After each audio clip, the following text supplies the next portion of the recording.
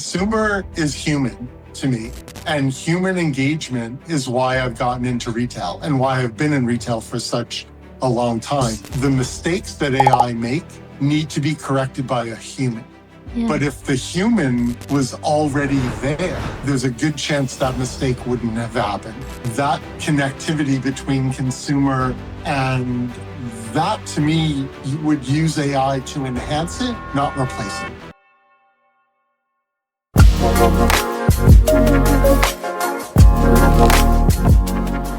Aaron, welcome to Lazy Entrepreneur Podcast. It's nice to see you again. You've been on the podcast for, I think, 3 or 4 years now, and the name of the podcast was still Master Delegators. And so I renamed it a couple of years ago. I rebranded it, and I'm sure you understand why, because, you talk to a lot of brands, and you're an expert when it comes to brands, right? And so I'm glad and I'm happy to have you again on the podcast. And I feel like this is going to be a better conversation than the first one that we had, because, during the first time we met, we didn't really know each other much. And now, we've met quite a few times already. And I feel like we're sort of like comfortable, with one another already. So thank you for that relationship. No, thank you. Thanks for having me back. I'm very excited about it. And the landscape has changed so much since we had our last conversation. Exactly. It was during COVID, and everybody just trying to figure things out. And we haven't, but we're still working on it. So I love that you've evolved the podcast now to be far more focused on sort of entrepreneurs and founders and what it takes to actually get through your business today. Yes, so exactly. I'm really happy to be here, and it's great to be continuing these conversations. Yes, I love it. Yeah, well, before we dig deeper, why don't you introduce yourself to our listeners? Yeah, absolutely. So Aaron Batista, I am a managing partner with Ember Company, which is a very small group of people, 8 of us in total. And we focus on brands. We focus on brand scalability, on brand expansion, on advisory work for brands, as well as capital. So we have a fund. We have a portfolio of brands, about 65 of them, all in the category of better for you, better for the planet. And we have an advisory group. It's co-founded by Matt Jung and Avani Patel. And I have been involved with it for about 10 years now. And it's just great. It's great to be working with founders and entrepreneurs, helping them build their business, realize their dreams, if you will, and avoid mistakes as much as possible. As much as possible. It can be costly. We try to be a safe set of hands and advisors for people in anywhere from startup to mid growth in their business. That's amazing. And you're in no way involved or relatives with Battista, right? Because you have the same last name. No, that's really funny. I'm not. The name, it has a lot of spelling iterations. Yeah. But, background is Italian and no relationship at all. Okay. It would have been fun because Battista is half Filipino. You would have been half maybe Filipino. somewhere in our... Maybe 10%, 15%. Could absolutely be. Yeah. Well, thank you again for being here. And so you've been talking to a lot of business owners, leaders, and founders. And we're not just talking about small brands. You've worked with a lot of big brands as well. So, like you said earlier, that there's a lot of changes. There have been a lot of changes in the past few years, from the pandemic to the rise of AI and all that kind of stuff. What changes have you recently noticed with the way how leaders lead their company? That's a great question. And again, it ultimately goes back to what is the end result that you're looking for in your business? Is it building a great consumer brand? Is it providing services?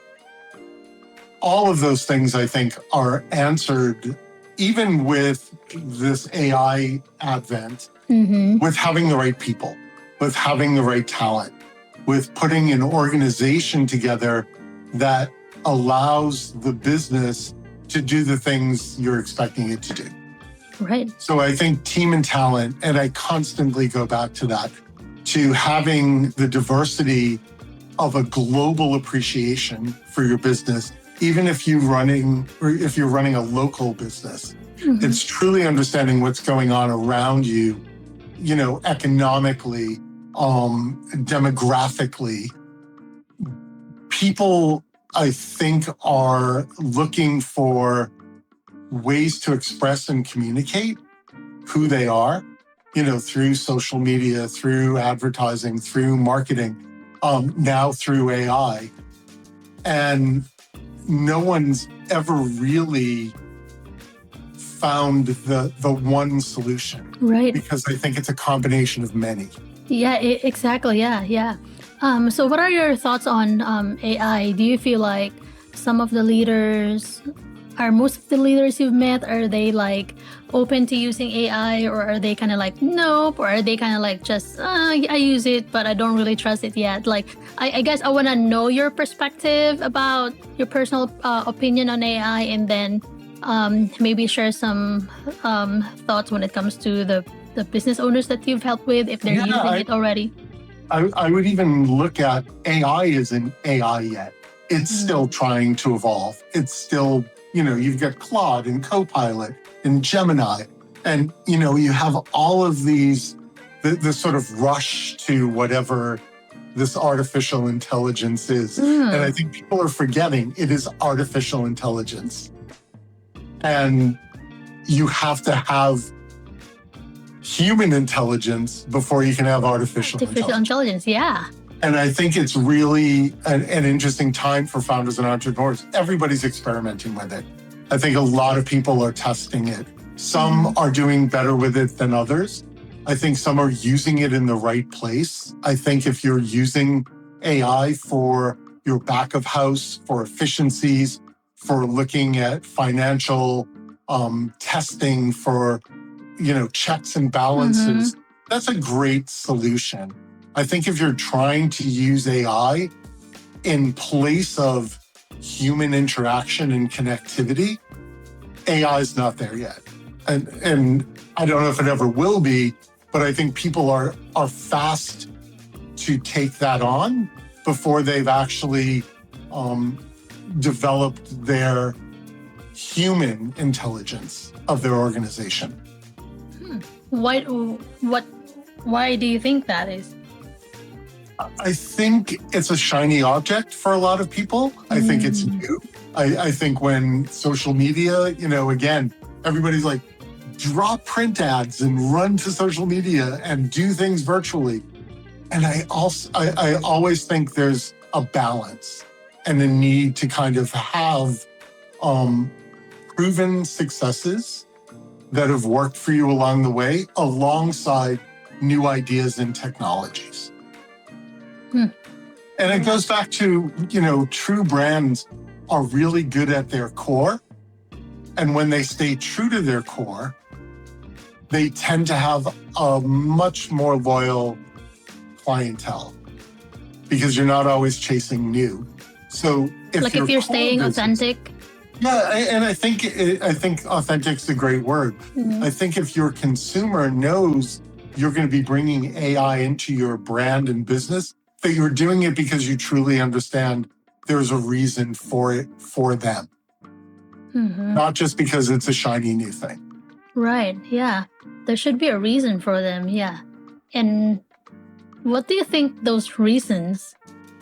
What are the acceptable reasons for a brand or for a leader or a business to use AI? That's great. I think efficiency.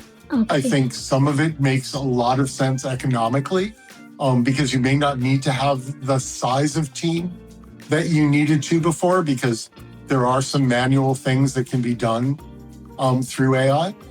But I also think it should be convenient for the consumer. It should make their shopping experience enhanced. Yeah. Right. Exactly. Some stores here in Ohio, especially in Columbus, which is the capital of Ohio, if you drive through some fast food places, you'll talk to AI. And then there was one time my parents-in-law, they ordered something, and then they forgot to say something. They forgot to order, one of the things that they wanted to order, and so they couldn't personalize, they couldn't customize the way how they would approach the AI, because it's like, tell us your order, burger, fries, you have to also kind of sound robotic to kind of talk to it as well. And so they weren't able to get their other order. They had to talk to somebody else, like actually wait to pay for their order before they can say that, hey, actually I need to add to my order. But normally if it's a human being taking your order, on a drive-through, right, you can say, oh, hey, by the way, I forgot something, before you move on, right? But with AI, I don't know if they just don't know how to navigate with it, but because they're talking to AI, they couldn't add anything to their order because the transaction is already done, it's already complete, it's ready for another customer. So this may sound very old-fashioned, but consumer is human to me. And human engagement is why I've gotten into retail and why I've been in retail for such a long time. And those aren't the things you should be looking for AI to do, because the mistakes that AI make need to be corrected by a human. Yeah. But if the human was already there, there's a good chance that mistake wouldn't have happened. Yeah. Or that it could have been talked through. Yeah. Or that there's a logic that connectivity between consumer and whether it's a salesperson or an advisor, that to me, you would use AI to enhance it, not replace it. Right. Yeah. Even with customer service, like if you call like a customer service of your phone or whatever, it's AI nowadays. It's hard to get hold of somebody whom you can speak to. Some brands and services, you think about like phone companies and things like that, or even healthcare. Okay seems good enough for them. And okay has never been good enough for me. Mm-hmm. I expect full service. I expect people to be available. You may use AI to answer your phone, but you shouldn't use AI to try to solve a problem that it could have been solved so quickly if there were just another person on the other end of the phone. Right, exactly. And I think what customers want is customized interaction. Like, for instance, a lot of customer service agents are overseas, they're outsourced. Sure. They're either in the Philippines or India or other parts of the world. And a lot of people here in the States, even just hearing that customer service is outsourced, they're already like, no, I don't want to talk to them. I can't understand their English, their accent, blah, blah, blah. And now they are much more, upset because AI is now serving them, not real humans. Yeah, So that goes back to where I think virtual assistants and virtual customer service is at its best, is when it has really solid training behind it. When the people that you are speaking to on the other end of the phone have been educated and trained on your brand, right, and how to service. Like that to me is, again, that is going back to team and talent and an investment that you need to make in your human intelligence before you go to artificial intelligence. Right, yeah. I think AI is okay for filtering inquiries, Absolutely. For redirecting to Absolutely. different departments. But if you're only talking to AI, it is frustrating, Yeah, I think people forget, when you're feeding into ChatGPT and you're feeding into Gemini, there is no human being attached to that engagement. Hmm. And you're speaking to yourself in a sense, but you're training with your brain power an inanimate object that's going out into this sort of virtual encyclopedia, because that's ultimately, I always think about Amazon. Amazon is, it's a Sears catalog on steroids. I feel like AI is Encyclopedia Britannica on steroids. And if you think about Wikipedia to now AI, Wikipedia was something people were editing and people were inputting into. AI today is actually self-educating through everybody's input. Right. It's an interesting, it's different. It's a very different dynamic. Yeah, because they can also get insights from different forums like Reddit. Even if the source is not that credible, if they see it online and it's publicly available, they'll give you that information. Yeah, there was a funny story that I read. A woman had been inputting into AI, and it was giving her back information as though she were a man. So you have this very, again, tool that's founded in masculinity. Oh, wow. That is a problem because it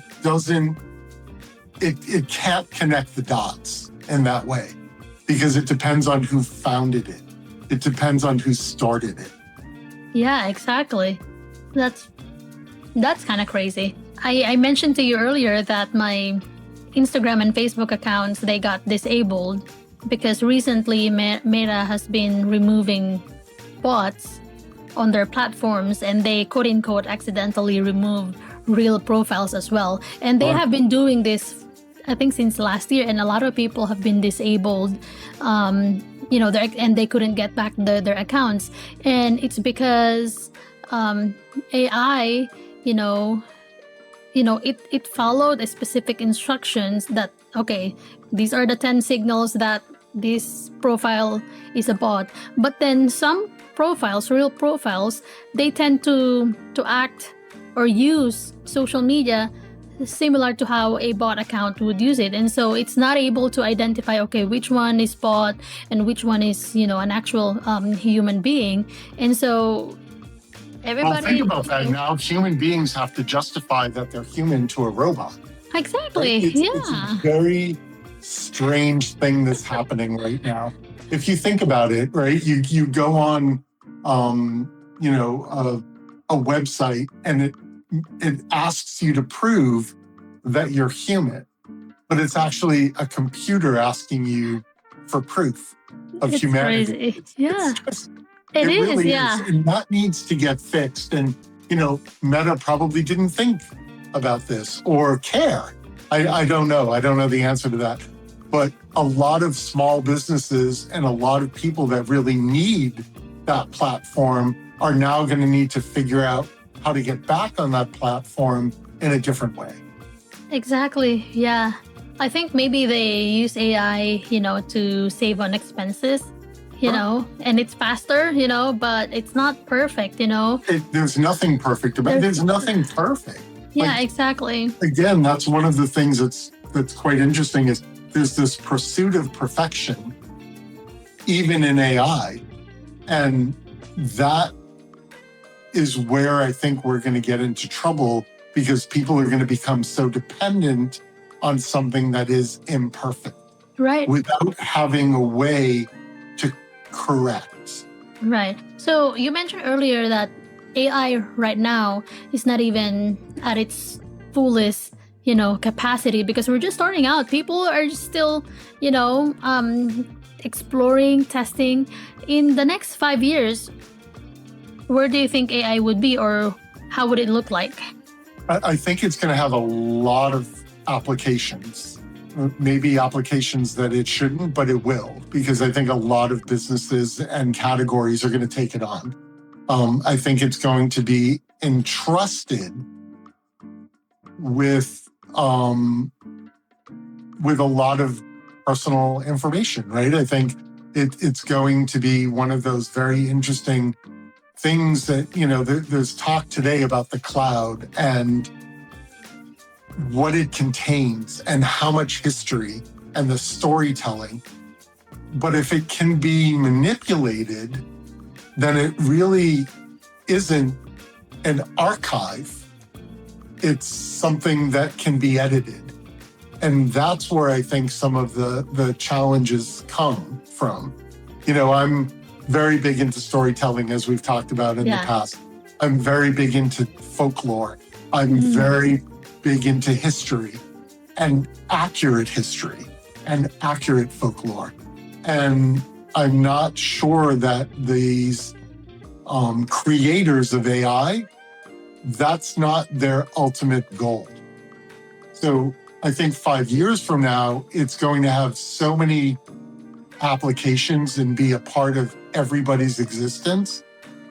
I'm not necessarily sure that human beings 5 years from now will be that much more equipped intellectually to challenge it or push back on it or figure it out. Does that answer the question? Yeah, that makes sense. And I'm actually really engaged with it. I work with AI quite a bit, and I want to be an advocate for it. Yeah. But I want to be an advocate for it in a way that is thoughtful and healthy to a brand and its business, but also to the end user, the consumer, where it's not just constantly taking from the consumer, but it's giving value back. Right, yeah. And hopefully it will not replace human beings, right? Why would it? Like, the difficulty is we want to replace human beings, but with what? And then what do you do with all of these human beings? Right. Yeah. The real satisfaction, the real ability of humanity is to live a life that has purpose and meaning for you, whatever that purpose and meaning is. Right. That's exactly. Do you feel like if people start using AI a lot for work, do you feel like human work would be more costly because AI is cheaper and you can't really interact with it like a human being, and because of that you would be needing human beings would be worth more because we can think our own, we have compassion, we have feelings, we have emotions. Do you feel like that's ever going to happen? That's a deep question. I actually think it starts much earlier than work. It starts with education. It starts with child rearing. And what is your child exposed to at a very young age? Where is it getting its information? And hopefully it's getting its information from friends and family and society. From experiences, from real conversations. Tool, right? Yeah. From tradition, from background, from learning and development, where AI can maybe play a part of that, but it can't be that, because then you challenge, why is artificial intelligence educating human intelligence? Exactly. Where in reality humans made AIs, Yeah, and the problem is nobody knows who actually made it. That's the mystery of all of this. You have these coders and people in these rooms doing things. They may not even know what their part of it plays. Yeah. And this is getting big and philosophical, but I think to demonstrate where the intersection of this technology is you have to be able to engage with your audience emotionally. And you cannot do that through artificial intelligence. Right, exactly. Yeah. Wow. Because it will tell you what you want to hear. It's like having a yes person. It's pleasing you. Yeah. Wow. Okay. Well, as we wrap up our conversation, what's one piece of advice do you want to leave our listeners in terms of using AI? I think it should enhance your leadership. But I think your leadership, again, comes from so many other aspects of the world and who your mentors are and who your educators are and who your leaders are. I think there's something really exciting about this new technology, but it's not the answer. One of the things I keep going back to is, planet Earth is not going to benefit from AI. And it doesn't care whether it's here or not. Like, it doesn't care whether we're here or not. It will exist with or without. So why not make it something that actually enhances versus becomes a catalyst for something that's not great. Mm-hmm. Yeah. AI, and I feel like you could use crypto and AI in a lot of the same sentences. And you have to think, was AI created to enhance this sort of crypto sphere that we're looking at, the metaverse, all of these sort of jargony things, when ultimately you need to get back to a place of who's leading the next generation and what are you expecting from them? I love that. Yeah. Great insight. Well, I wish we have more time. More female leaders, please. Yeah. I want women to run the world. Because I think we would be having very different conversations. Yeah, that's so true. I love that. And thank you for being such an ambassador of, female leaders. Thank you again, Kristy. Thanks so much. Great success with the podcast. I know you have another one coming up soon. Yeah, I do. Yeah, but anyhow, before we end the episode, what question do you want to leave my next guest? You know what? I would love to lead your next guest with all of the tools available to a leader. How would they rank AI in those tools? I love that question. I'm excited to hear the answer of my next guest, and I'll let you know. I'm excited too. And thank you again, Kristy. It's great to see you. You're welcome. But before we leave, Aaron, where can people find you online? Oh, great. embercompany.co, LinkedIn, happily, and excited to network and connect. All right, cool. Thank you so much, Aaron.